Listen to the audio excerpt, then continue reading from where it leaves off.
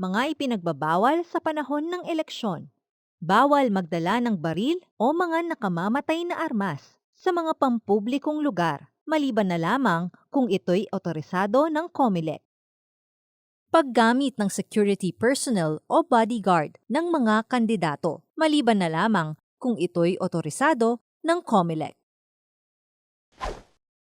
Pag-oorganisa ng mga reaction forces o strike forces. Paglipat ng mga opisyal at empleyado sa serbisyong sibil. Suspensyon ng mga inihalal na lokal na opisyales. Pag-iiba ng lugar ng presinto o pagtatayo ng bagong presinto. Maging mapanuri at makialam dahil ngayong eleksyon, nasa kamay mo ang pagbabago. Nasa kamay mo ang pagbabago, alam